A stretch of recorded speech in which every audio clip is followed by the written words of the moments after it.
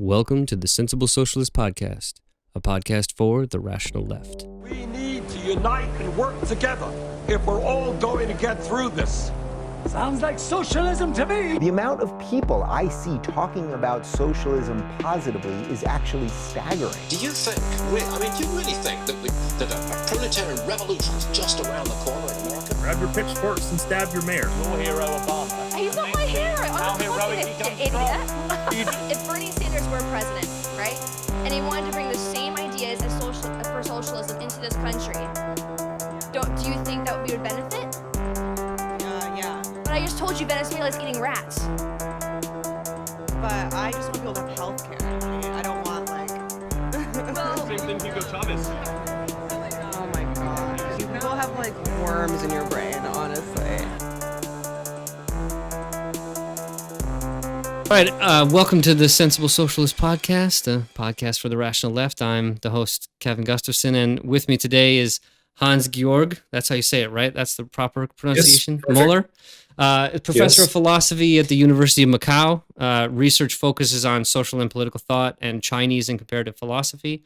The author of You and Your Profile, Identity After Authenticity, and The Moral Fool, A Case for Amorality, which I'll do a quick introduction on that. I got that. I read at least the basics of some of the positions too, and I think that at minimum, at least in my argumentation style, it's most like a lot of people take me as arguing moral positions because I might use words like bad and good.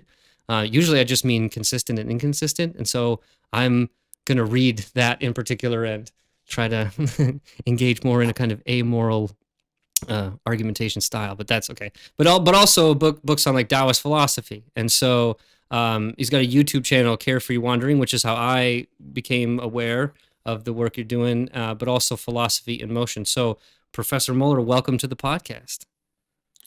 Thank you, Kevin. Nice to be there. So we had just started before I pressed the record button on a lot of the background, but anything that you think should be augmented from that very potted bio that you think would be sort of relevant to the conversation we're about to have? No, that was good. Thank you very much. It was fine. All right, cool.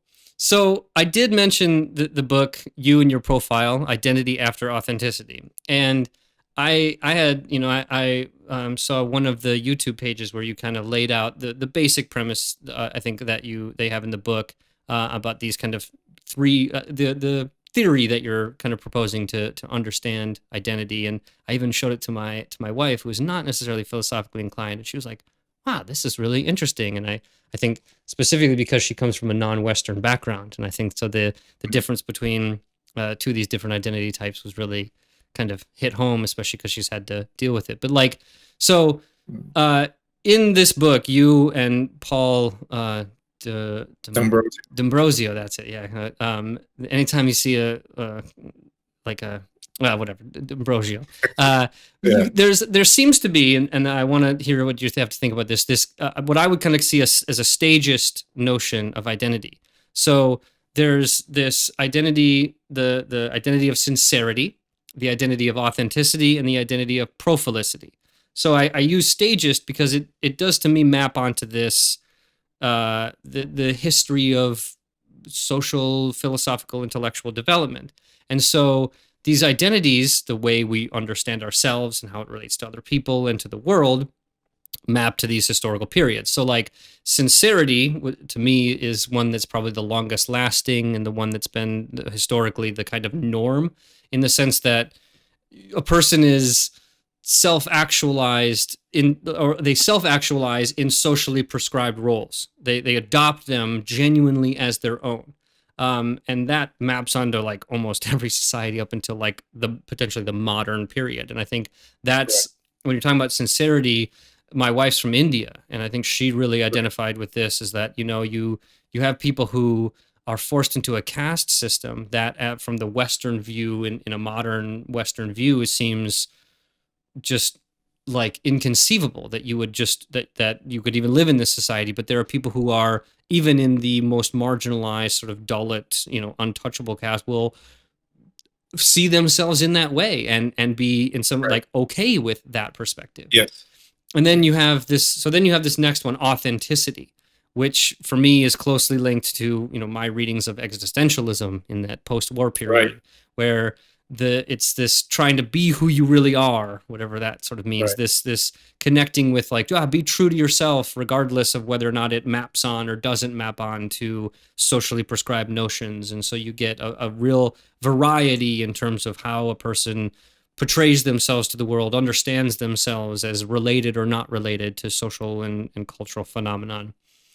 And then this prophilicity, which definitely seems to map onto the postmodern age, and certainly the social media age, where we're literally asked to create profiles on Facebook and everything, and so this is, and it's a kind of conscious outward representation that we intentionally obscure or make transparent. We decide how much we want to say about ourselves and how much we want to hide of ourselves, even depending on what profile it is in which way, And so I think even in some ways, we might see this in the social media age, but it might even be to your parents, You don't always tell your parents exactly who you are and what you're up to, because you're providing a kind of profile even to your parents that they understand as who you are, but it's really not the entirety of who you are.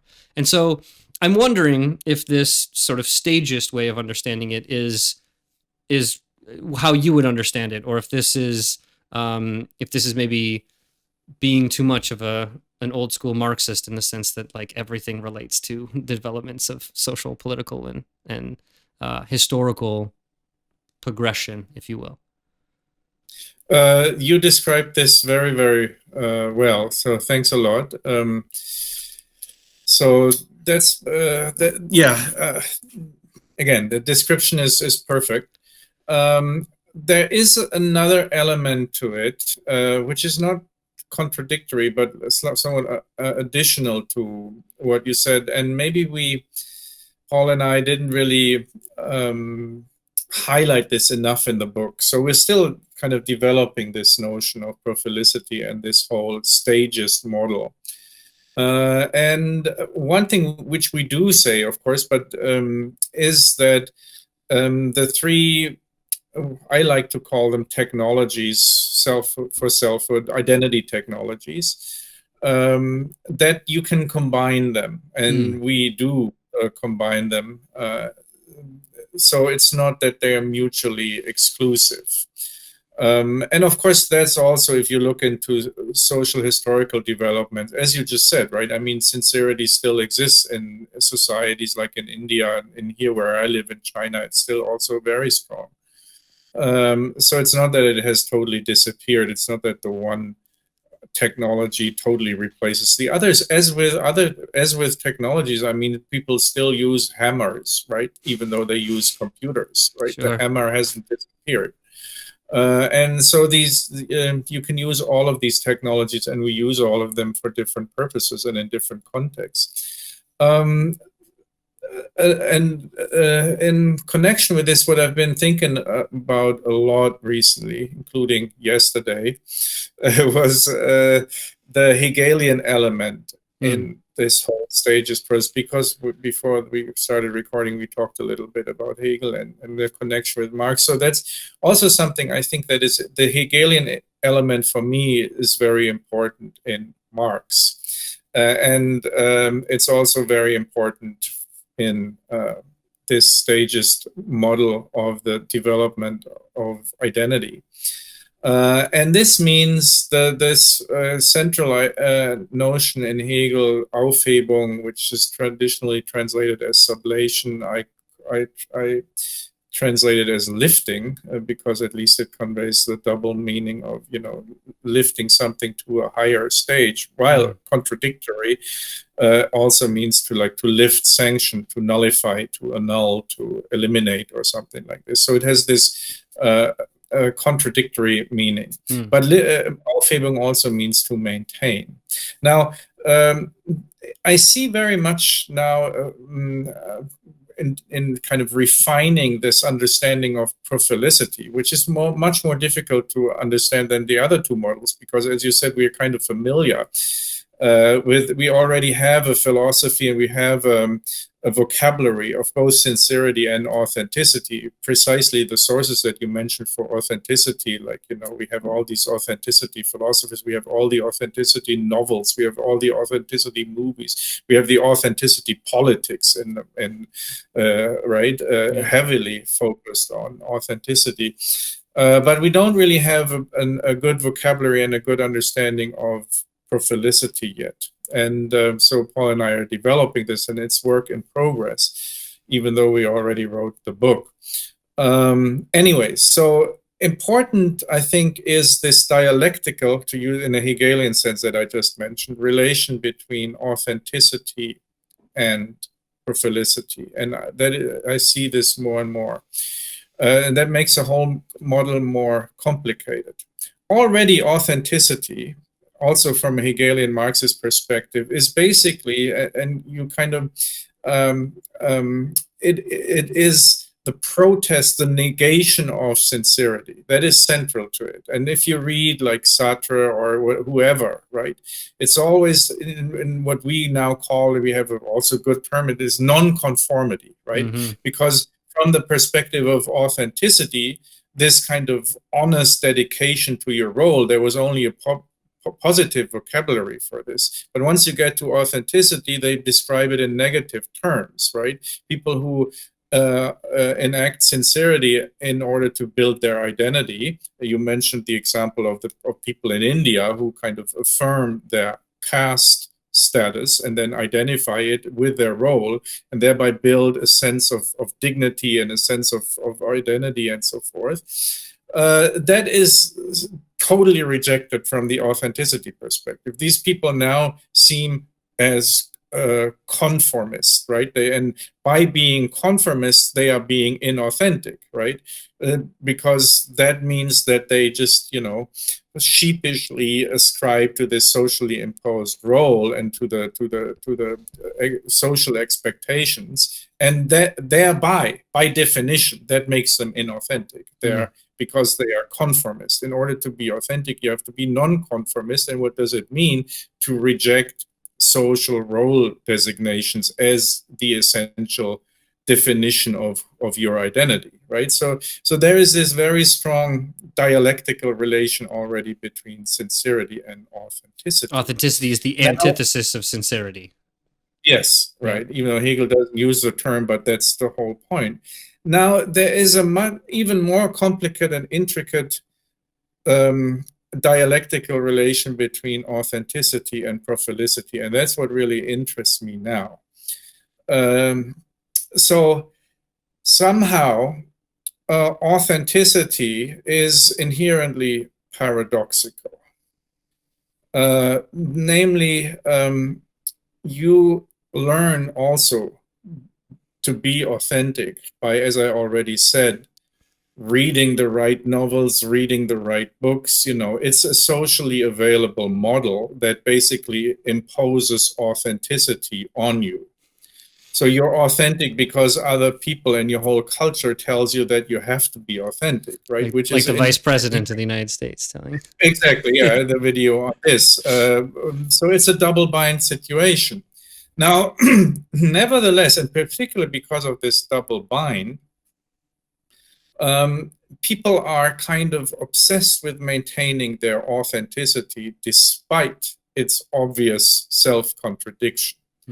But we are kind of obsessed still kind of with maintaining this authenticity. And that's I think, very strong element in prophylicity. That a strong element of prophylicity is the simulation, I use a Baudrillard's term here, of authenticity in prophylicity. And we've discussed it in the book, but we haven't really fully understood. I think that it is a defining element of prophylicity, I think now, after writing the book, since that it is even a defining element of prophylicity. It's this kind of, it's this kind of simulation of authenticity. And you have this very strong in politics, like Trump you mentioned, but politicians, even though we clearly see, we know It's all scripted. We know it's all, there's a whole apparatus around it. And yet we appreciate and yearn for this simulation of authenticity. No matter if it's Trump did it especially well, but Bernie Sanders does it too. Yeah. It's not that you worked in this, that there's a whole party apparatus around it, manufacturing this authenticity. Mm-hmm. And nothing what Bernie Sanders says is like purely authentic, right? And you have the same thing, of course, on YouTube, right? We have to create our authenticity as YouTubers and whatever. And it's all based on the model going back to Marx and capitalism, I think, which is central to this whole thing of prophylicity. Prophylicity is another word or more theoretical description of the brand.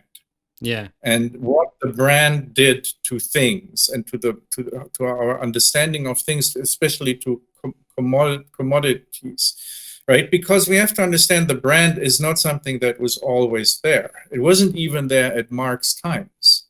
When Marx wrote, there were no brands. You would just buy shoes, or you would buy sugar, or that's what he's talking about. He doesn't talk, I don't know, I'm not an expert, but it would be really interesting to see if Marx already describes the notion of the brand, which I think he doesn't, because I think it doesn't exist. And I think that's very important. Yeah. So the brand is something that only kind of developed like later in the 19th century, right? When products were no longer just marketed as what they are, but when really the brand was that which was marketed and which was manufactured.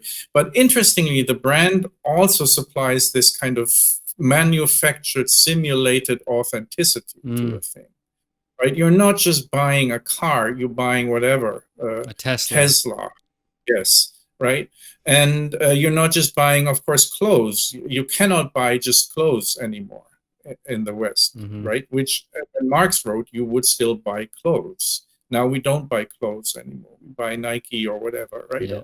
And that is a huge difference. And so this kind of simulation of authenticity and this kind of obsession with a simulation of authenticity tied to both prophylicity and almost, and this brings us to the issue of wokeism, a religion to it, because we have prophylicity is personal branding. That's a term that already it's this second exists. order commodification where we're commodified as laborers, but then if we're attempting to move out of even like the traditional labor market in which we're selling our labor to an employer, if we're going to do that, then what we need to do is find a different commodification mechanism, and it's this branding notion. Yes, and I mean, we were talking, we had an interesting conversation introducing ourselves, and you were basically, you could describe what you were telling me about yourself as your struggles with self-branding, of building up various profiles and so forth, which we all must do. And then I respond to it and tell my story of my self-branding and my self-profiling, right? Because that is how we literally introduce ourselves to one another, by kind of outlining the profile work that we've been engaged in. And it is in a dialectical relation with authenticity, right? Because it's clearly not really authentic in the traditional sense, because we all describe these social categories and we all describe ourselves in the term how we've been building up an identity in the form of profiles. I didn't tell you all the stuff I didn't want you to know. Yeah, of course, yeah. But in this way, we build meaning, we build sense, importantly for ourselves as well, right? This is how we understand ourselves in the way we appear to others. And so the profile has really, the kind of authenticity is the axis between sincerity and prophylicity. And it's basically the axis that enables the transition from sincerity, that is the role-based identity, where role is something that is supplied from society, to the profile-based identity, where now we're no longer, because we don't have the roles, right? We are born, the authenticity people were right. We were born as nothing. But that's which wasn't the case in the traditional society. You were born into your caste. Your identity was basically already set when you were born, so it wasn't a question. But now we all have to, in this post-authentic times, we are obsessed with building profiles, and that brings us to all the other problems we talked about. Also, the change of religion, right? In the past, religion was very much role based, and you have to be, community oriented, and you have the values that you are born into, and you learn them, and then you become like fundamental. You grew up in this kind of thing yourself. And now we have, wokeism and civil religion, and it's all about this kind of constant profile building.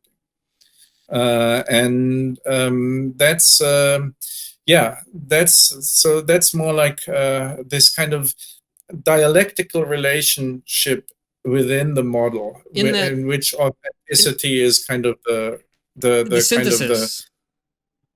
That's what I'm thinking, right? If in this kind of like vulgar sense of dialectics, of the thesis, antithesis, synthesis, right? It would seem like the argument in some ways kind of is that we might start, because it's almost going into prehistory, this notion that sincerity is the default mode of identity creation, and through the course of development you have this antithesis of authenticity, which is an attempted negation of the sincerity, but it itself involves contradictions that interacts with sincerity and exists along with it, and that what is really produced out of that is an attempt to sort of both find the result of those contradictions meeting each other in this synthesis of prophilicity, which is in some ways maintaining what existed in sincerity, finding a role for yourself in society that's already prescribed, but also authenticity in the sense that what you're trying to find is your role in a way that represents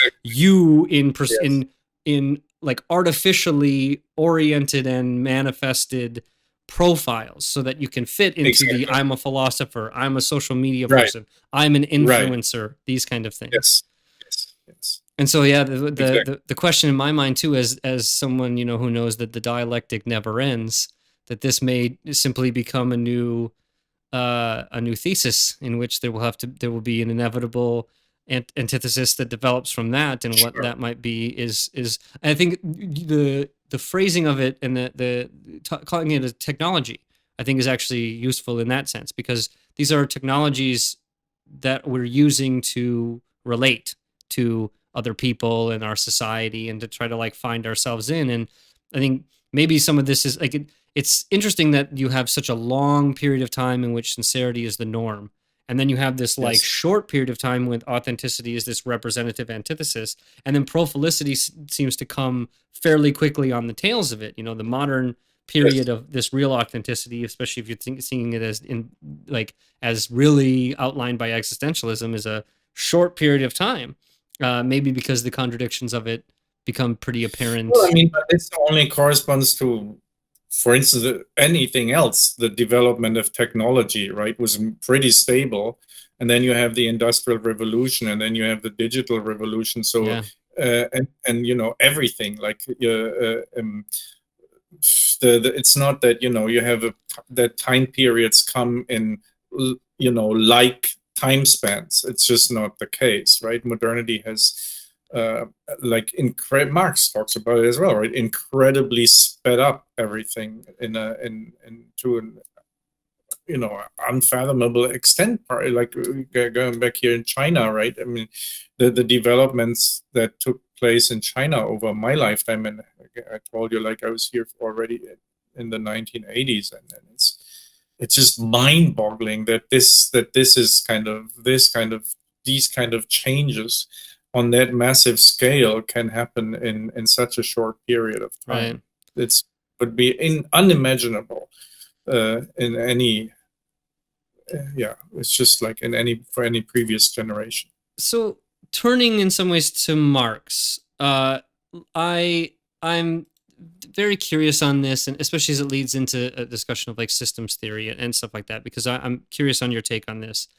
You did a video using like saying talking about Marx as like opium of the masses in terms of religion, and relating that to the development of what you consider wokeism is as a kind of civil religion. And so to pick your brain a bit on this issue of Marxism, you're obviously you see a continued value in Marxian thinking, I might call it. But I'm curious, maybe in the sense of like whether or not, even in this prophilicity, not like aspect of, would you define yourself as a Marxist? Of course, depending on how one defines themselves as a Marxist, even Marx himself was like, well, if that's Marxism, I'm definitely not a Marxist. And so, depending on what that might mean, and maybe how do you see maybe a kind of definitional aspect of what Marxism is and its continued utility and potentially its limitations? Well, I'm not really a Marxist for several reasons, actually two. Number one, I'm not really in an academic sense familiar enough with Marx works to call myself a Marxist. I didn't study him closely enough. Secondly, I do not see myself first and foremost as, let's say, politician or social activist, but more as a philosopher. So your point is to interpret the world, not to change it. Yes. Okay. Yes, and so in this sense, I'm not a Marxist. But this being said, I do think, from what I understand, that his theory is great and also still very relevant and very useful today. So in this sense, I very much think he's a very, very inspiring resource for his works. Okay, so that leads me to like thinking about systems theory, because that's been a buzzword for me in some ways, and I don't necessarily know exactly what it means. And I know that like in terms of looking up your background and stuff like that, that there's a particular system theorist, Nicholas Luhmann, that you are interested in. But I'm wondering how Marxism potentially relates to systems theory, and even maybe going back to Hegel.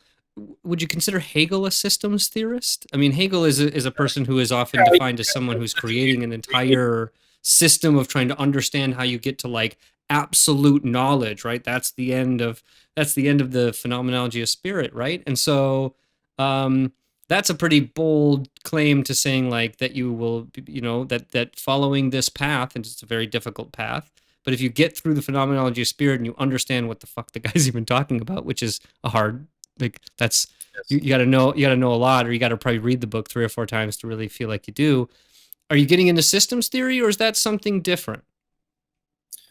Well, these are like complex issues. Like I would say, to give a very short answer, I think there are systems theory elements in Hegel that are very important.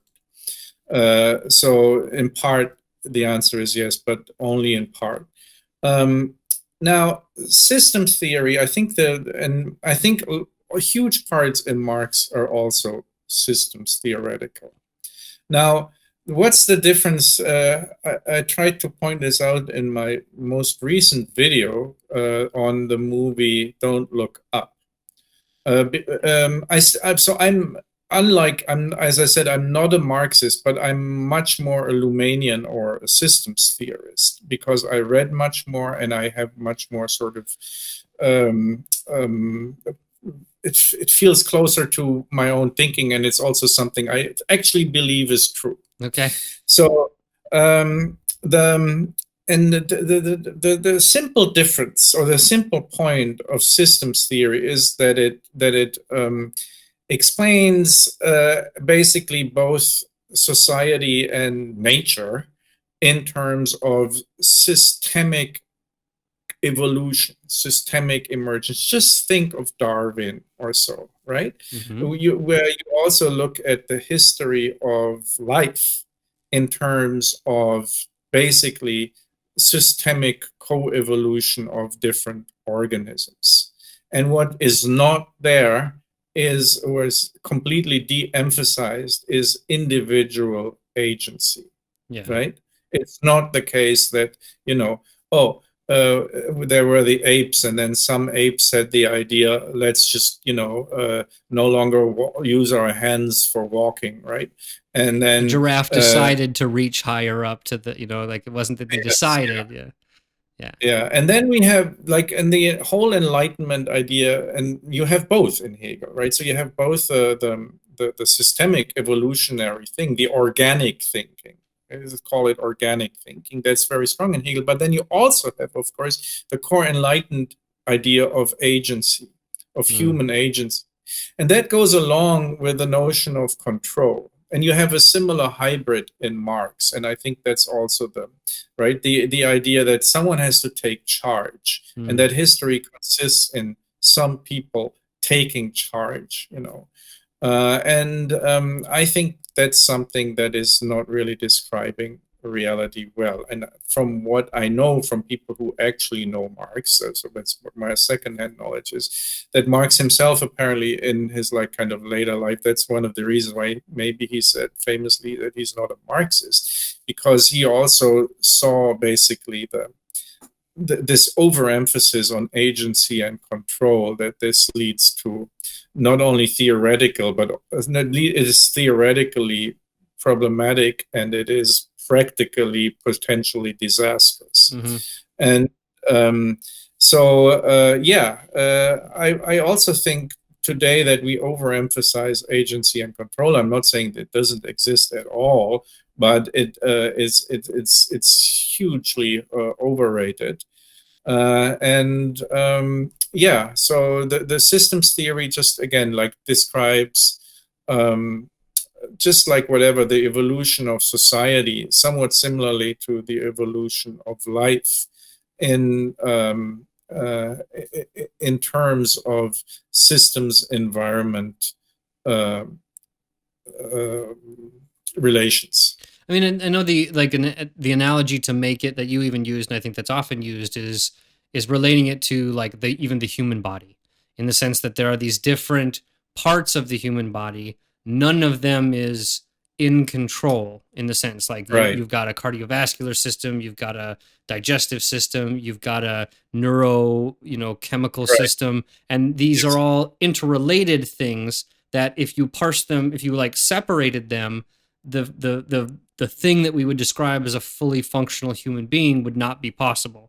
Right. And so if you're brain dead, you don't work. But if you don't have a stomach, you're not going to work very long either. And but the thing for me, I guess, that I'm curious about, especially with Luhmann, right, is that I think it seemed to me, reading about Luhmann a bit, is that there's this focus on communication as the method in which I'm not totally understanding this, but maybe there's this interrelationship between these different systems or something like that. How these systems interact.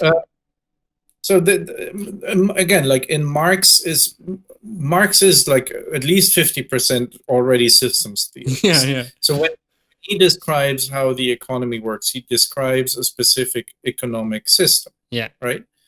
And that is integrated into the environment of all kinds of other systems, both social and non-social, right? Natural systems, but also, of course, other social systems, right? It's somehow tied to religion, right? He talks about that as well, right? It describes it as a base and superstructure, in the sense that but that is the traditional view, but I guess Marx sees it a little bit more complicated. Yes. But that is exactly the point. Sorry for I agree with you. We have politics, law, religion, and they all somehow contingent upon, I would use that term rather, contingent upon in the double sense of hanging together with, but also to a certain extent independent of it while hanging together with it, right? You wouldn't necessarily have to have Christian religion. You can also have a different kind of religion to work with capitalism, right? So, and religion still does its own things, right? It does its own things in the environment, in a capitalist environment, but it is somehow hangs together with capitalism. And in this way, all the systems hang together, and each does their own thing.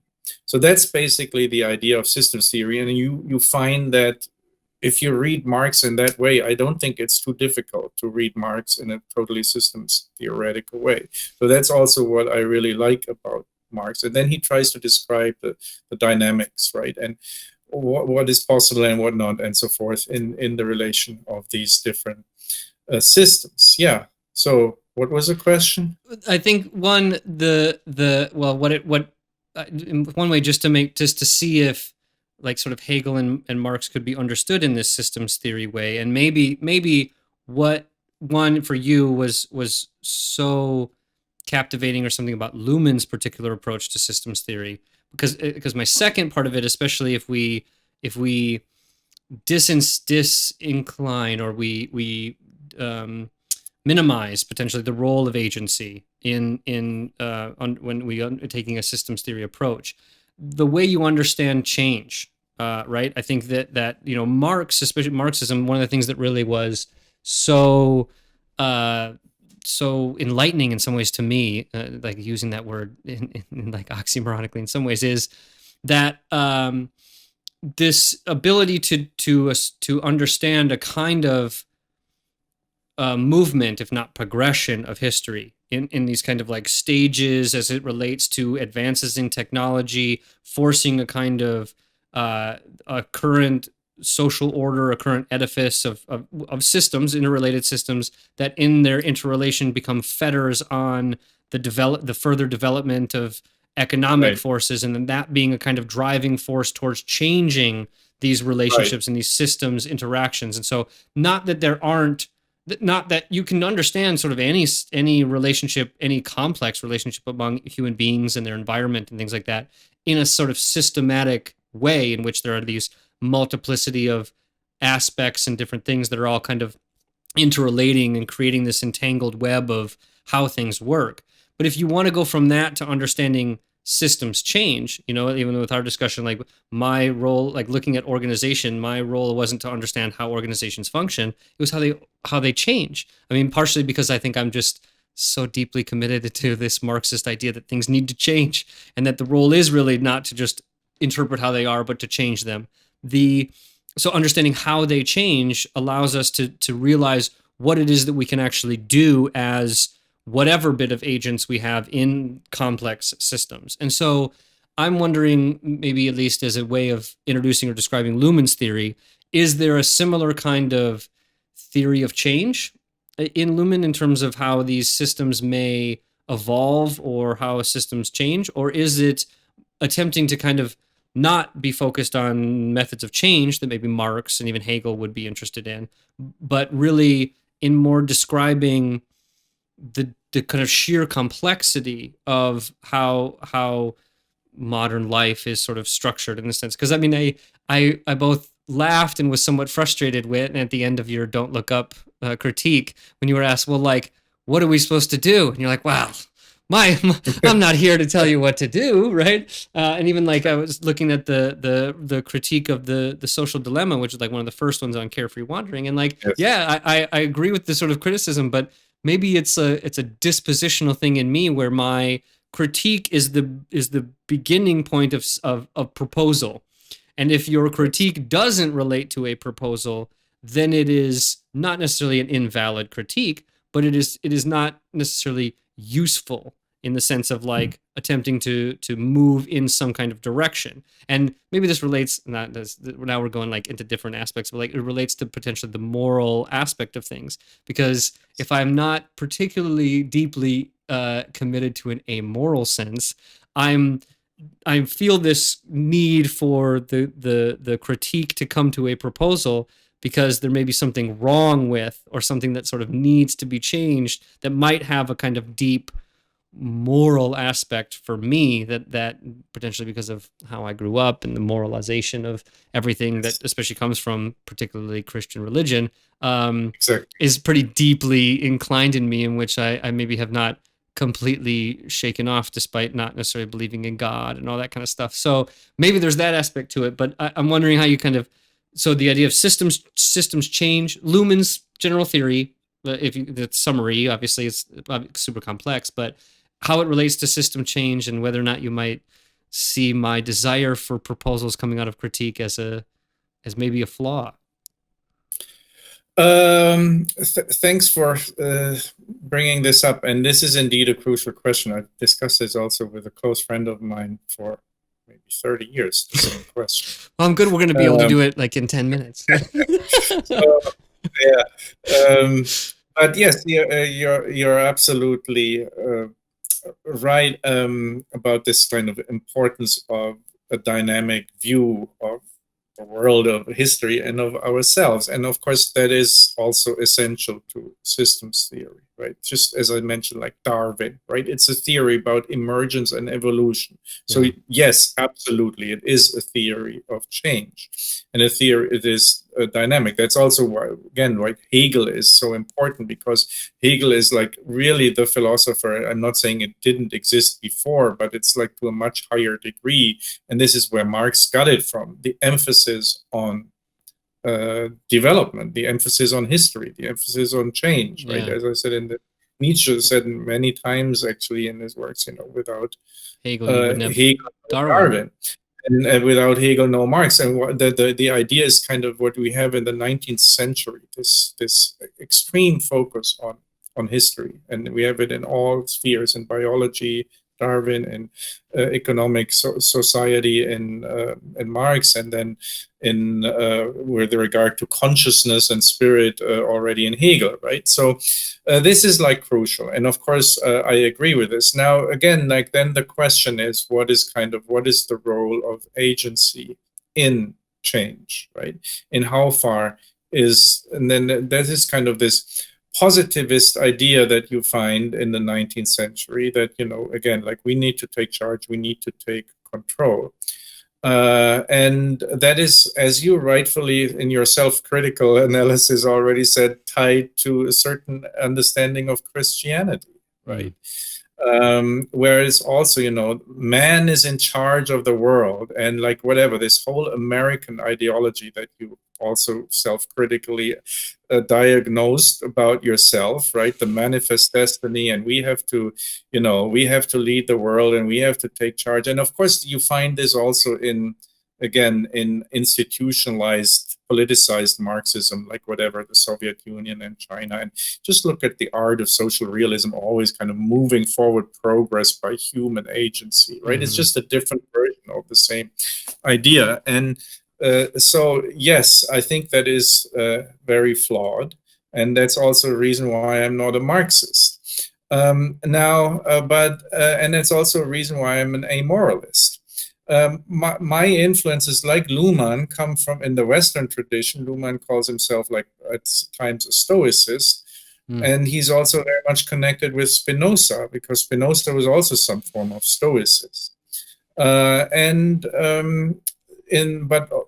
for me, even more so, my background in Daoism and Buddhism, which is kind of the corresponding thing in the East to this, where you also kind of reflect on, let's say, Luhmann has one article, it's entitled "The Limits of Steering," right? How limits of steering.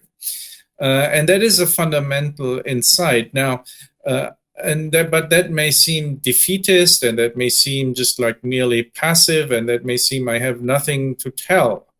But in the new video, we also put this because of and at the beginning, put this kind of motto, profiling: clarity creates ease. And I think that's, for me, a combination, or that is the Stoist and the Daoist element, right? That you, through some form of theoretical contemplative reflection, you first try to understand what's going on, right? And then do the same with prophylicity, for instance. Once you understand what's going on, and again, that's in the Stoic and in the Daoist model as well, you create some form of ease, both personally but also socially. And in this way, it's a therapeutic approach that you, through a creation of ease, you provide a certain potential for productive flourishing. So that is, and also I think that would be very important in politics and religion, right? This is, you avoid fanaticism. And I think that is hugely important, because you can also view as society as basically always on the brink of chaos, on the brink of pathology, on the brink of conflict, on the brink of total destruction. Mm-hmm. And just to avoid this, you need to kind of, you need to kind of limit this kind of control freak attitude and this kind of extreme normativism, extreme fundamentalism, in order to create, again, a form of ease, which in turn allows for a form of sanity, both individually and collectively. So that is my positive message, which I have to formulate. So it's the irony of, like, my wife having bought me the daily Stoic 21 or 30-day challenge at the beginning of the year kind of thing, and trying to do that because she and many other people, in terms of my own personal, even beginning, going back to his self-criticism, the somewhat deep commitment to Marxism has produced a certain kind of neurosis in me, in the sense of finding it to be almost unbearable in some ways to see the kind of widespread, mis or disinformation leading to mass exploitation, going even back to the don't look up aspect of this world destructive thing that we might be looking at in terms of climate change. All of these kinds of things have produced individual in me, diagnoses of mental health disorders and prescription medications and things like that that there is this idea that Stoicism, and it's so deeply ingrained even in me that a kind of criticism that I've even had of Daoism but also Stoicism and even Buddhism to a certain degree is that these are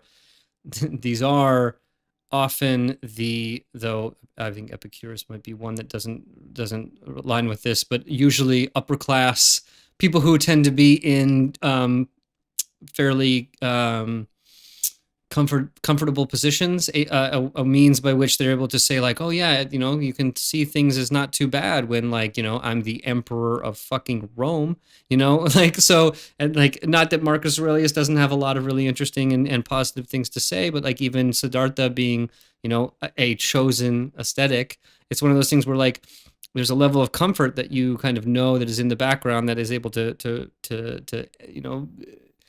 guide these kinds of things. And this is again a kind of contradiction and or neuroses that comes from a deep commitment to a perspective that is as Marx put it, the ruthless criticism of everything existing, right? It's critical all the time in a way that does not provide a kind of ease, a kind of ability to be able to take a step back. And if your perspective is that theses on Feuerbach notion that the point is not necessarily just to interpret the world, but to change it, your focus often becomes more on changing it than it is interpreting it.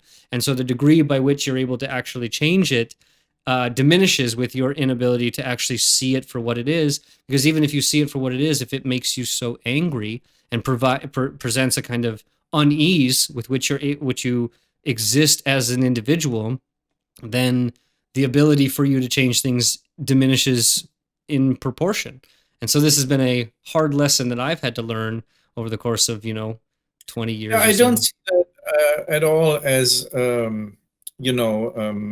to say, two opposites. I think we agree a lot on I think socialist elements, more socialist elements would be highly desirable in society. Yeah. And I think it's important, for instance, to have very important, you mentioned the word just briefly, for instance, to have unions, right? These kinds of things. And I think it's much better to have a large socialized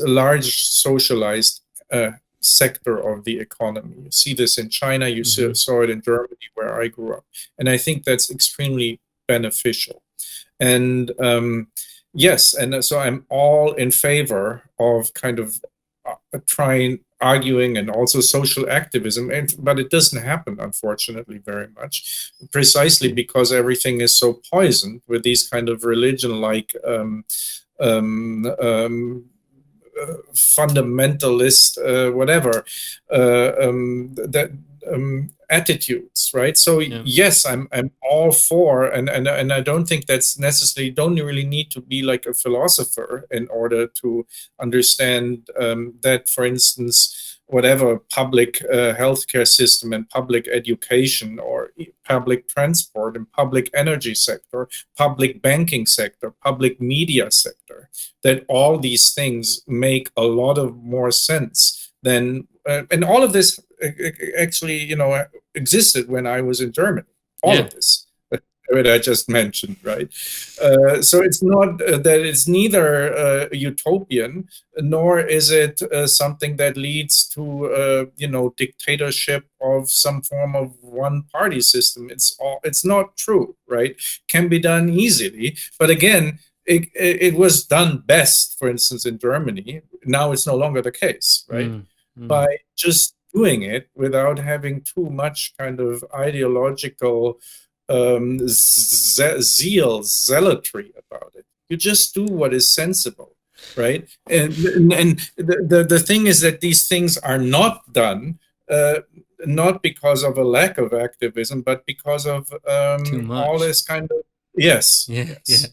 And what like the crazy American, what the libertarianism and the right, it functions exactly like a religion, and makes these people all activists, all these Trump supporters, all the working class, who like against their own interests. Because why does it work? Because they all feel this kind of huge activism about them, which stops them from just seeing the most sensible, clear things. It's not case that it is that this kind of hate and activism brings. You call yourself the sensible socialist. It destroys sensibility. That's what it does. It was one of those perfect moments when I was in a car riding with a sort of new recruit to one of the parties that I was in, who had come from a deeply evangelical Christian background, and we were kind of talking about, being a bit honest about the critique of the party and things like that. And she just said, this is exactly the same as the thing I left. It's like zealotry and martyr complexes and commitments to things despite the evidence and all this kind of stuff. And it was like, I sort of make the joke oftentimes that the best Stalinists in particular, but the best Marxists tend to be ex-Catholics. Because you just give up God and adopt Marx, and there you go. The dogma is right there for you, and it is the most frustrating thing.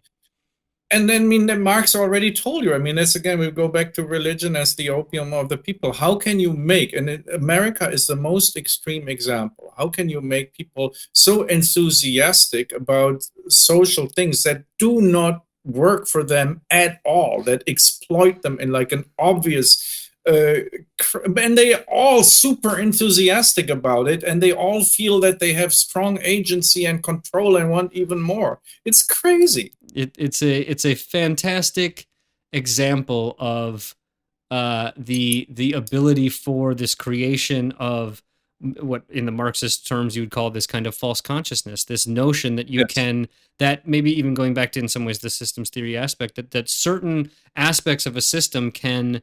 I wonder if Luhmann has 1 million books, so it would be extremely difficult to be in some ways a Luhmann expert without spending your entire life reading the crazy body of work that the guy came up with.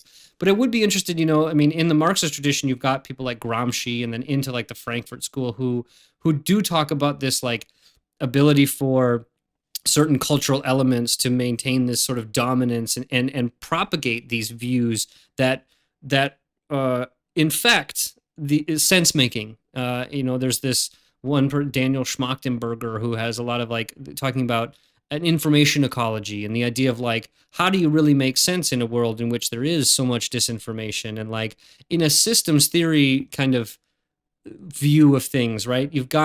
There's this these different layers of, I don't know what you would call them, desires, interactions, motivations. Something that there's a motivating factor for an aspect of a certain system, a certain complex organization that has an incentive to disinform a group of people to encourage them to work against their interests.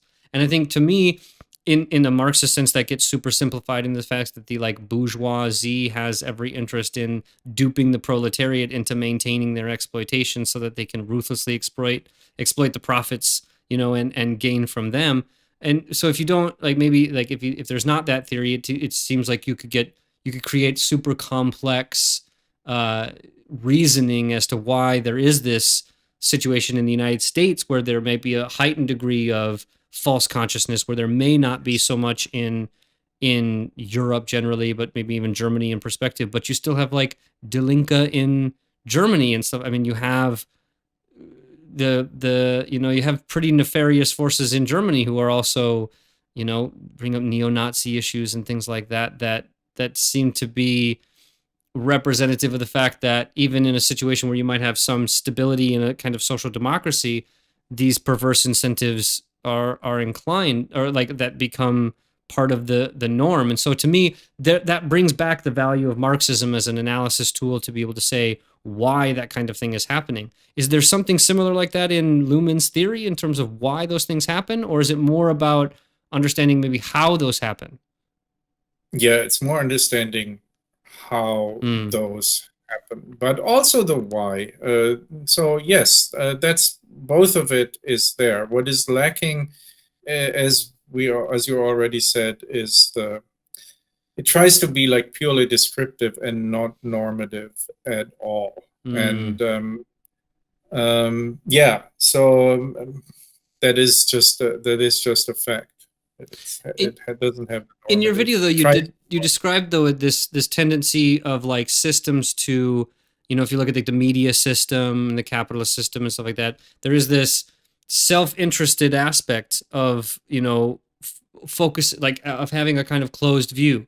So though you might have this systems approach where you can see that these things interact, the individual aspects of that system might not have that view, and then yes, and I think that's a crucial insight, which also overlaps, by the way, in some interesting weird ways with Buddhism and Daoism. And again, here I agree with Luhmann that, and that is a problem with Marxism, that we do not have a bird's eyes view. We never can step outside of the system, right? Yeah. Just as whatever the body operates, but there is no external sort of control of the whole system.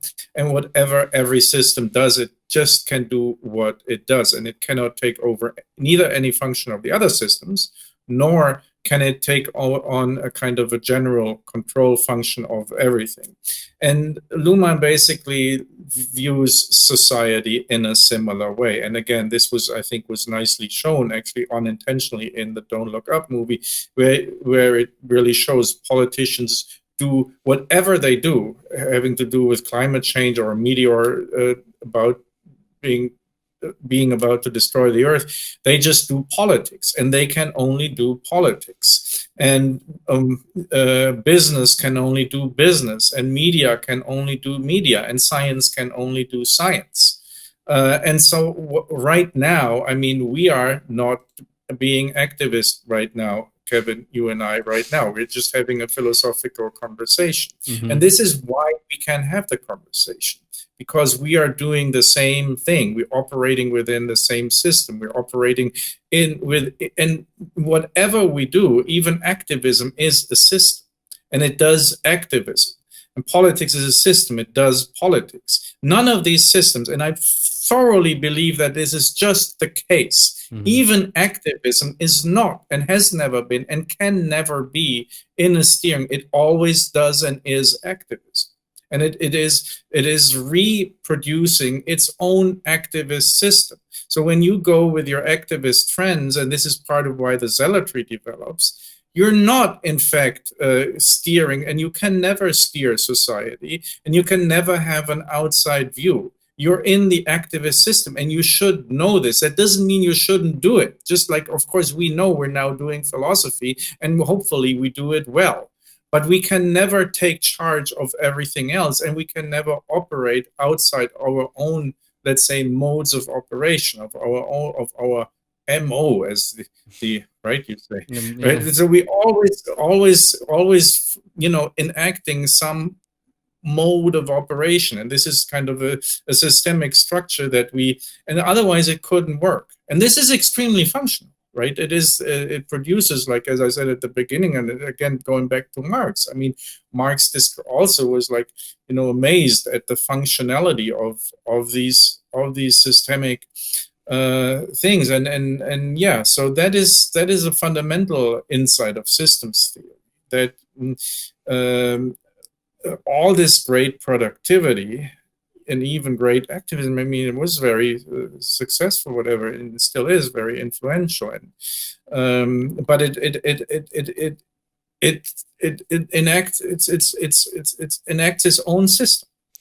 In the sense that, like, I think like, as a final thing that I think about it before I turn to the next thing is like the idea from it that I think is an insight that I'm taking, at least, is that the idea that there is no driver. Right? And this is a relationship going into the Eastern philosophy thing, but there is always this thinking that, like, wow, there's a driver of history, and Marxism has this idea that class struggle is the kind of driver of history. And I think there is a value to saying, look, it's not, there's not necessarily a driver. There's a complex interaction of different things. Different things influence or have a greater influence or a lesser influence at different times relating to different things. And so, yes, you can maybe craft a way of looking at things where class struggle or something like that is this thoroughfare that goes through all of it. But if there's a kind of like, maybe the Luhmann response to Marx would be, if you're really honest, it isn't class struggle that defines the history of all hitherto existing societies. It's systemic interactions, and certain things have greater influence at some times and certain other things don't. So sometimes, yep, it's the class struggle, and at those times, yeah, engaging in the class struggle may make you feel like you're a part of the driver's seat or in the driver's seat. Other times it's not going to be, and maybe the benefit of having a systemic theory or adopting that wider perspective that doesn't pigeonhole you into this notion that all hitherto history is the history of class struggle allows you to recognize when you are or aren't in the driver's seat, or the fact that there is no driver. Yes, but again, just to I 100%, that's how I see it. That doesn't take away that you shouldn't try to to have a socialized education and so forth. That's very important to do these things. Yeah. But it's just not different from trying to find a medicine against cancer if you're a medic, or again, it's like your podcast, a sensible socialist, right? And in this way, try to, within whatever an educational and an economic and so forth system, try to do the sensible thing. Absolutely. So, changing subjects a bit, because I do want to talk about this, is to move into the interest you have in the insights that come from the Eastern philosophic tradition, as wide as a category as that might be, but maybe particularly Daoism and Buddhism. I told you before we were talking, but I'll admit on the podcast, my lowest grade in my philosophical training was in Eastern philosophy, next to the modal logic. Modal logic, maybe I will somewhat say, was probably too early in my philosophic training, but I'd probably still really do bad in it because, everybody who goes to law school says they went to law school because they can't do math. And that's why there's accountants and stuff like that. But I think partially there was two reasons, if I'm really honest, why I didn't do well in Eastern philosophy in the class. One, it was too early in the morning, and I was a young kid, and I was in college, and that was part of it. But the other one was that I think part of me was very deeply into a kind of anti-religious sense, and it was very hard for me to divorce much of Eastern philosophy from the kind of esoteric and or religious wellspring from where it comes.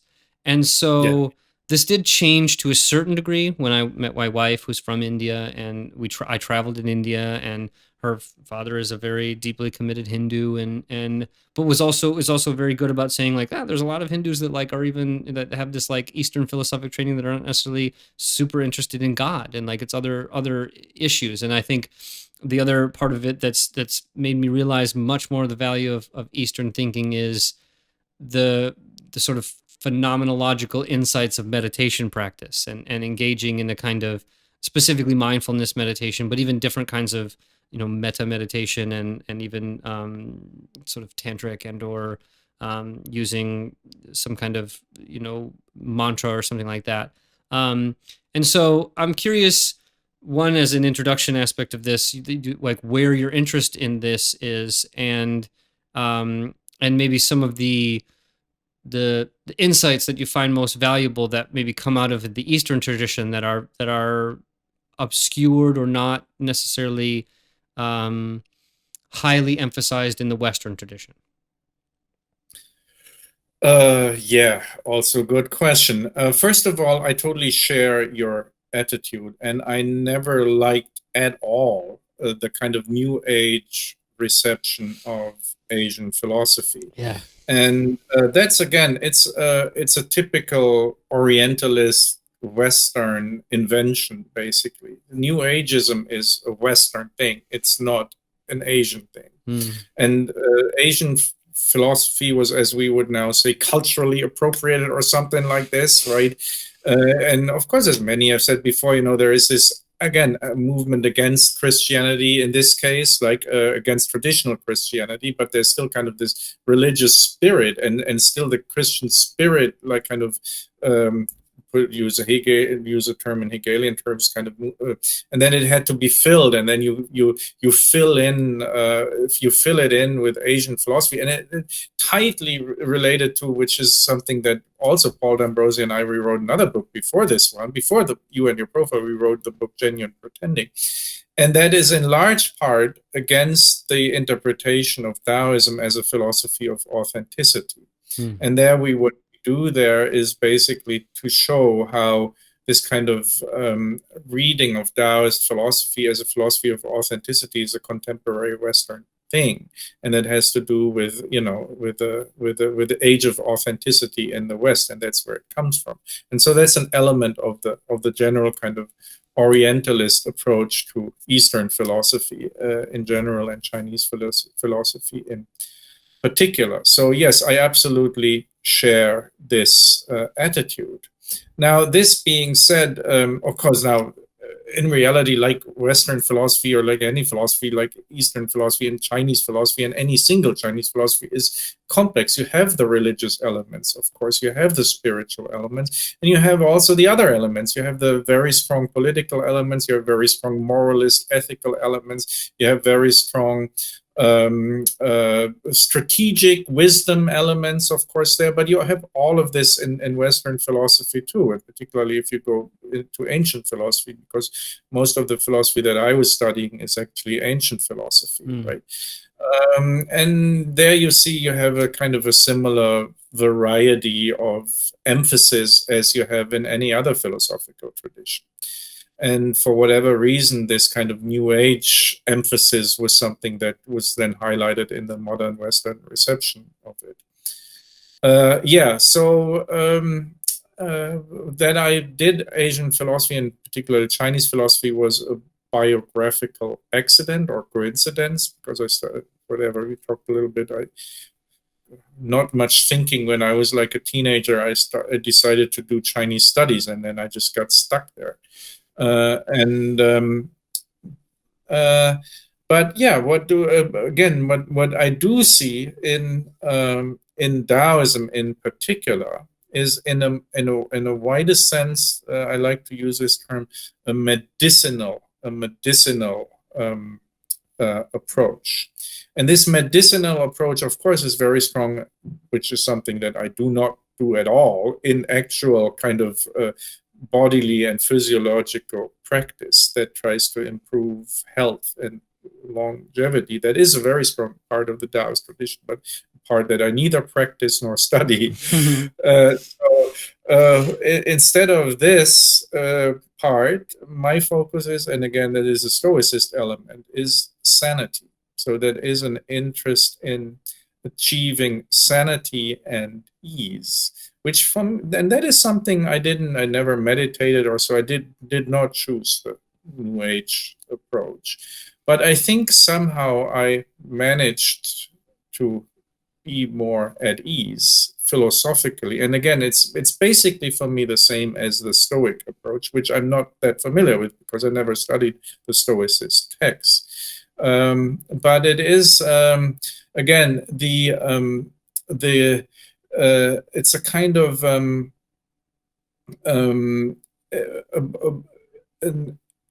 on the one hand, a critical, and that is very important, a very critical attitude of social prejudices, of moral pressures, of religious and political pressures, and to be able to critically, to develop a critical view on this, let's say, very simply put, bullshit that you're entangled with all the time, and to somehow not just get upset about it, but understand how it functions and all these networks that you're into, and humor is super important. That's something that for me is like, that's why I'm interested in this text, Zhuangzi. Humor is like maybe the most important philosophical tool that I find in this particular Daoist text, Zhuangzi, as the most important means to kind of dissociate yourself from these things that make you insane and make you not like consciously looking at things. And through this, you develop some form of healthy distance. And then again, the positive thing that is that through this ease, you can not only be intellectually productive, but hopefully you can also be socially and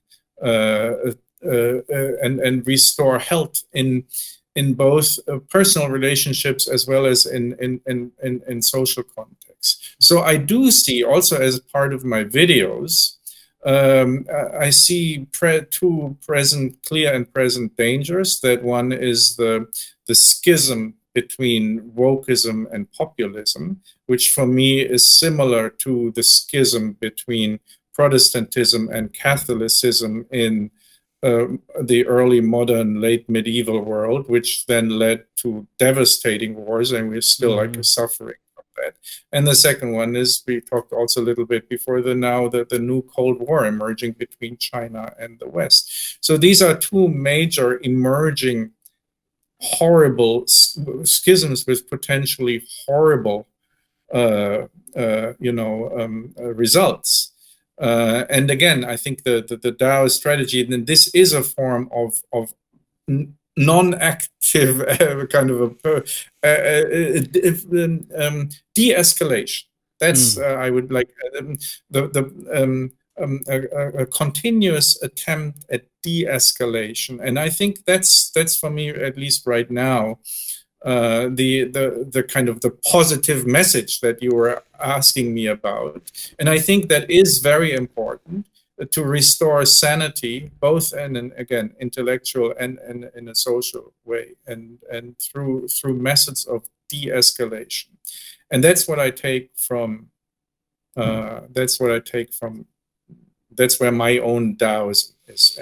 But again, I'm not saying that this is by any means representative of either the whole Daoist tradition or the Eastern tradition. They are like extremely complex, but it is something that I personally took out of my engagement with these philosophies. Yeah, so that's, I mean, that was, at least from what I remember about the admittedly minimal study of Taoism that I learned. To me, there was and I wonder how you feel about this, a kind of juxtaposition between Taoism and Confucianism, in the sense that it felt to me that Taoism was very much, in some sense, esoteric, but also a little bit more free and exploratory, and kind of like, there is a poking fun at, or like, it's not as strict or like confined in some ways. There's a lot of like exploration and notions in Taoism that I did not find in Confucianism. Now, again, didn't do a deep dive in both, so I admit I'm dipping my toe in a shallow pool in terms of my own experience. But Confucianism did seem very much like a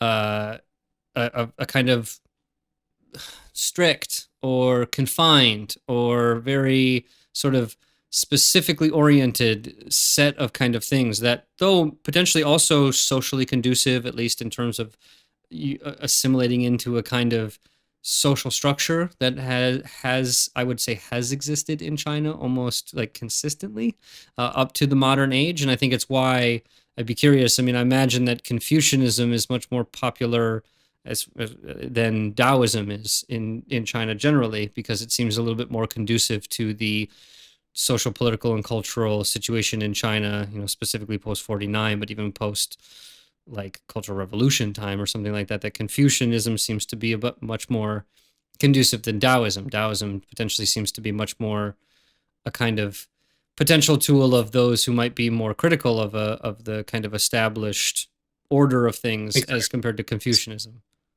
Yeah, I agree with everything you said, and the Confucian influence is still very strong in China and Korea and Japan, for instance.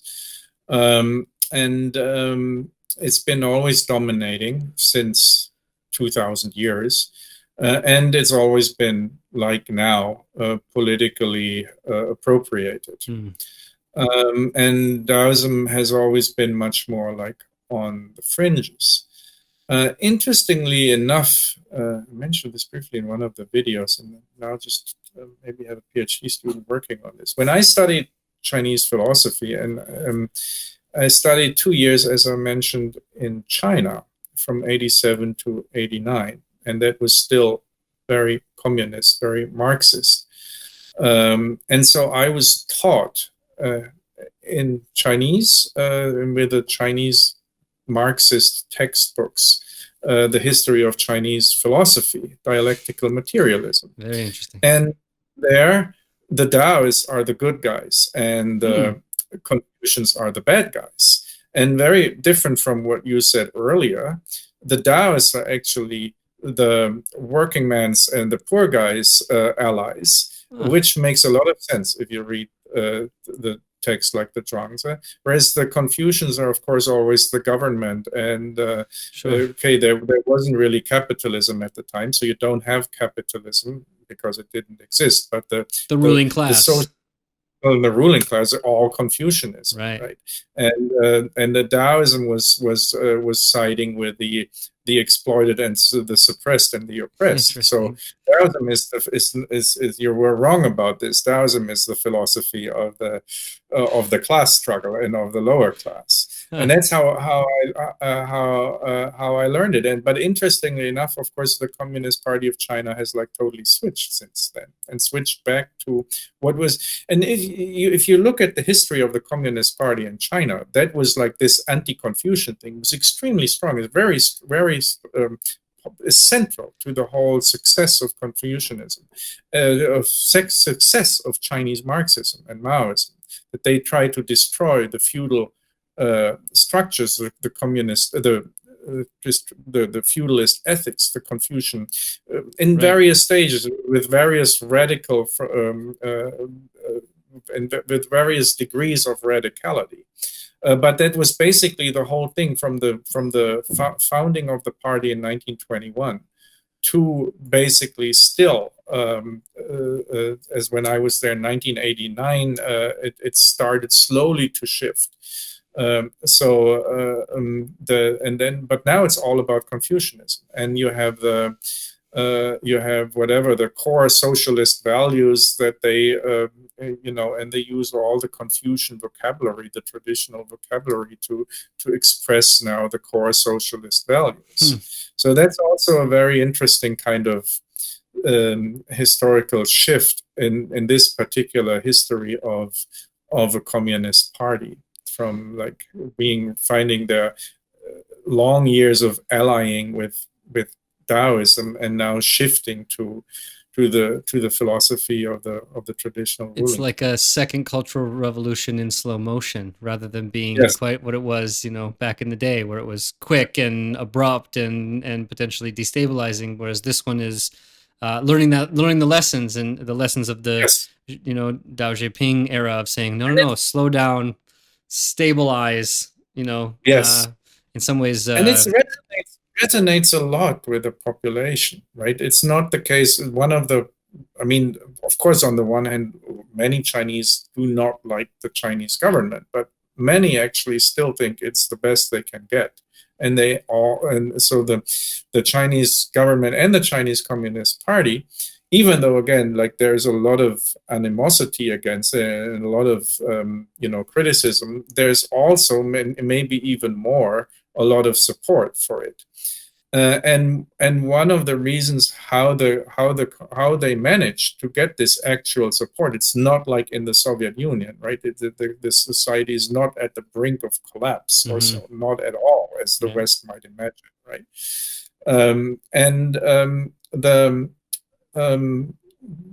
The thing is this kind of marriage between the Communist Party and Confucianism, right? So you have this emphasis on the traditional values, and somewhat similar to what is conservatism, like what Putin does in Russia. And so they have these huge emphasis, which the core value of Confucianism is filial piety, that the younger generation is devoted to the care for and affection to the older generation. And that is still extremely, extremely influential in Chinese society. So the communists totally failed in eradicating that. And it's not as strong as in Korea or Japan, but it's still very strong. The Communist Party utilizes this, and so they strongly emphasize, in particular, this kind of value of the care for, devotion to, emotional attachment of the younger generation to the older generation. Which is why when you look at the like the leadership of the Communist Party and stuff like that too, it's not as if there's a lot of young people. It's a lot of old people, and you got a long time to pay your dues if you're going to be like, especially a member of the party, and if you want to be, in power at all, you got to be a member of the party. And so in that sense, it's like you're going to get into, like, the interesting thing is going back to, like, when I told you about the masters I wrote in about the Soviet bureaucracy, the main aspect of the old Tsarist and into the Soviet and even now post is the issue of paternalism. And I know it's the same in China, in the sense that you've got a bureaucracy that is incredibly powerful, that has long connections back into old dynasties and things like that, that as much as there was attempts to eradicate it through cultural revolutions and great leaps forward, the difficulty with which you change a bureaucratic organization, especially one as old and well established in a society as the Chinese, and in countries in which there's actually large geographic areas and large amounts of people, is damn near impossible. And so it doesn't surprise me at all is that there's been this kind of like reversion back to a philosophical tradition that is so linked to success and maintenance and almost ossification of a bureaucratic system, that when you need stabilization post, Tiananmen Square and things like that, when you were there, a kind of radicalized youth that was opposed to the kind of older generation saying, wow, well, one way of, yes, we can roll tanks through, and that had its old aspect, but the other part of it is, let's find a philosophical tradition that is not as potentially revolutionary or self-liberatory like Daoism, and let's go back to one that is more conducive to the maintenance of and consistency of our power, and making younger people a little bit less agitated, which I think the experience of China from the 50s on has been like, it's probably not the best idea, or it's at least potentially destabilizing to activate the young people when they are coming up against a system that seems, and it probably is, quite rigid, ossified, hierarchical, and potentially ineffective. I mean, there's obviously lots of things that China has done that has increased the social welfare of its people and stuff like that, but there's no doubt a significant amount of things to complain about and to want to reform, and a way to make sure that reform either doesn't happen too fast or doesn't happen at all is to re-ingratiate a philosophy that is hold your role, put yourself into the bureaucracy, and think of yourself as lucky to be there, because you might, God forbid, you're a peasant, Yes. That's, by the way, just to side, the main kind of job prospect that now the younger generation in China, they all want to get government jobs. Which for those of us, or for somebody like me, where you see constant criticism of the Chinese Communist Party, does not seem like it's in any way going to end, because I'm sure there's a deep relationship between either being in or knowing people who are in the Communist Party and getting good positions in the government bureaucracy. Yes. As a way of especially being mindful of your time, there's always been for me, and I think a lot of people, especially who are in the West in particular, and probably in the East, this East-West divide in philosophy in particular. And you do have a few figures. I mean, to me, Schopenhauer was always this interesting character of somebody who perhaps claimed to know more than they actually did, but at least knew something and was interested in Eastern philosophy and attempting to bridge it with and kind of make connections between Eastern traditions. And like you said, this kind of connection between Stoicism as a usually universally recognized Western tradition and Daoism as a universally recognized Eastern tradition. How do you see this divide, this so-called divide, and is there more in common than there is not? And like does this division sort of make sense, all things considered? Fortunately, this very question has been less and less a question for me at all. I started out with doing comparative philosophy, and that's kind of still an official label, but the field, I think, very fortunately is going beyond that. I started out I was very much part of the Chinese philosophy is like super different camp. And then there came the other camp and said Chinese is all the same, right? Everyone is the same. And it's all political debates within the West that were reflected in these debates, right? Now I kind of define myself in terms of a post-comparative philosopher. So I just don't care which tradition it's from. That doesn't mean that of course, it's very important to see the historical connections coming from Hegel and Marx and so forth. You always have to see the historical context. But it doesn't matter. It's not a nationalist or a culturalist or neither a nationalist or a culturalist. That's not interesting, right? It's not even a question I'm asking myself anymore. Is Eastern or Western philosophy different or not? And I don't want to use the term Eastern and Western. I don't even want to use the term Chinese. I'm interested in Daoism and the Daoist tradition for the reasons I already discussed, but it doesn't really interest me if Daoism is Chinese or Eastern. Well, I think that's interesting, especially when it comes to like Buddhism, for me at least. Like, there's Buddhism, it has this maybe Indian origin, but it finds itself like sort of maintained and reformed in different places at different times, including in, California and other places, so like, I think, that I take that point to heart in some ways. Like, to me, there's always been that kind of division in my mind. And the more and more I do interact with so-called Eastern philosophy, it's like, well, this is talking about this. These are human beings in times, in different places that are asking lots of the same questions, maybe in different ways, and maybe not. And I think that's. Yeah, it doesn't really matter. You have to look into more like, again, from a Marxist perspective, and that's also again like how it connects to how I studied Chinese philosophy in a Marxist context, where now with the Confucian, and now they all look for the Chinese spirit, and but at that time you were just looking at the specific economic and so forth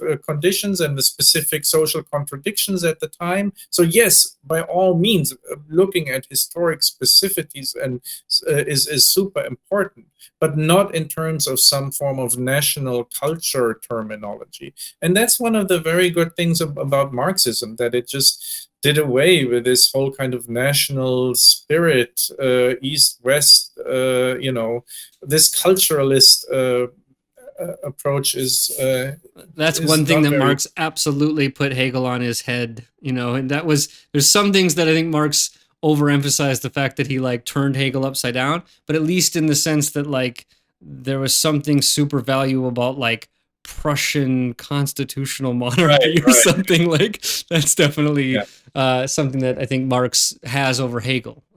Though there's definitely things that still Hegel is extremely useful on. And so if you had to introduce, if somebody was like, hey, I don't really know a lot, right? I took philosophy in college, and I didn't take my Eastern philosophy course, so I only know Western philosophy.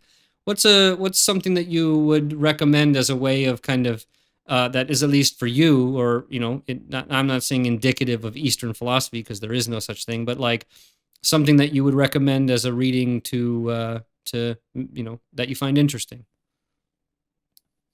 Yeah, I mean, can only speak for myself. I find this text Zhuangzi like super interesting, and it's a lot of it is easy to read and fun to read, because a lot of it is just stories. And yeah, so that's for Taoism. I would definitely recommend the Zhuangzi over the Lao Tzu or Tao Te Ching. And there are a number of translations. Unfortunately, the translation, for me, it's not bad. It's good. They have like an academic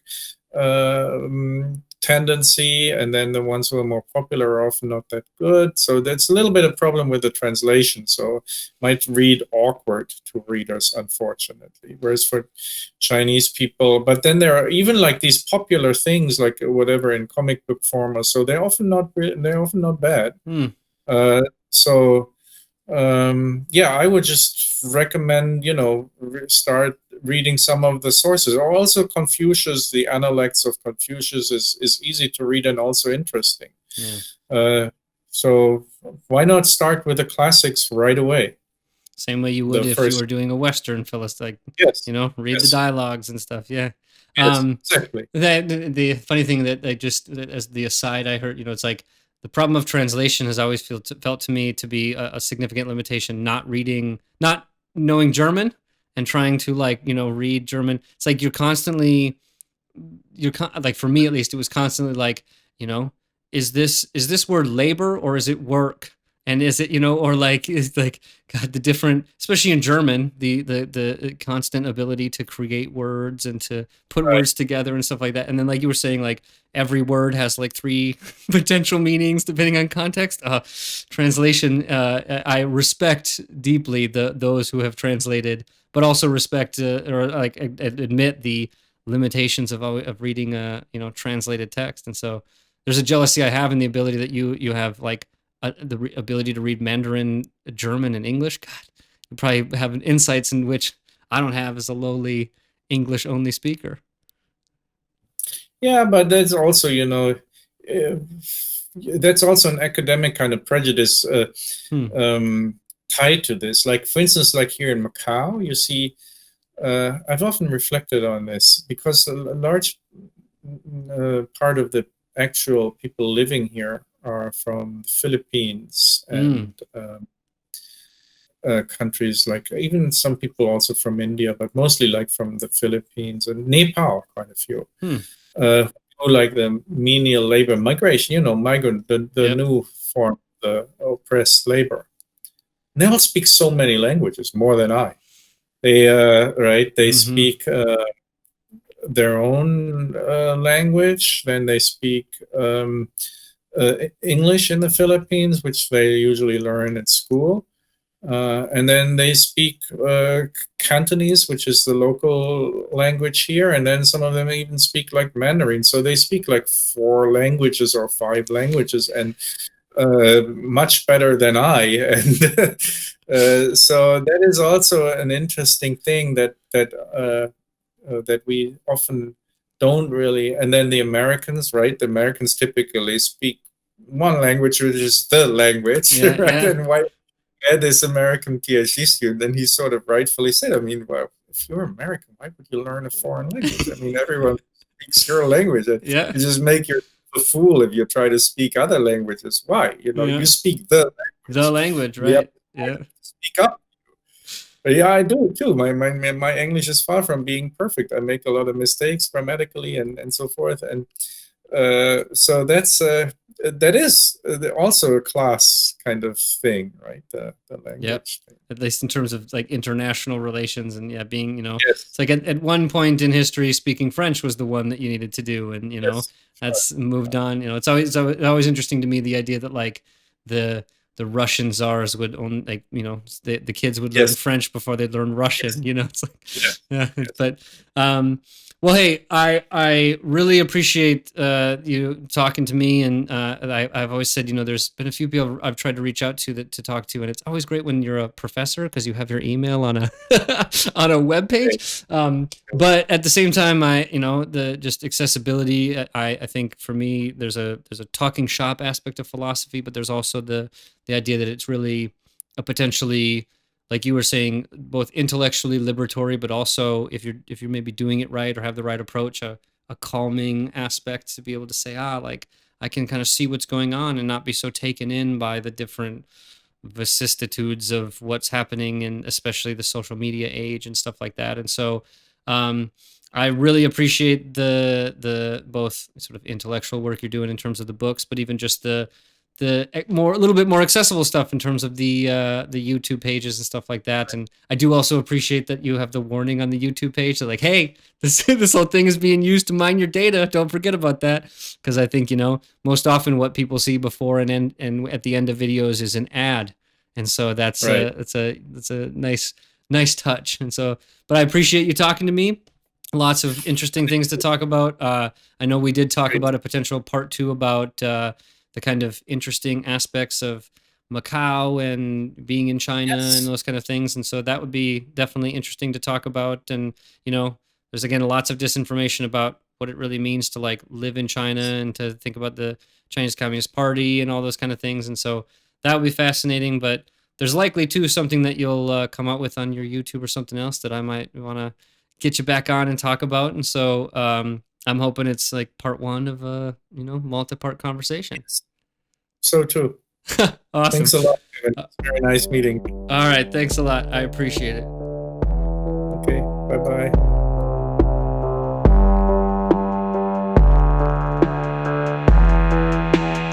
Thanks for listening to this episode of the Sensible Socialist Podcast. This podcast is supported by listeners like you, and no advertisements or anything will ever be said. If you want to support the podcast, please go to patreon.com/sensiblesocialist and give today. Also, please give us a review or a rating on iTunes or wherever you listen to the podcast, as it greatly helps. All right. See you next time.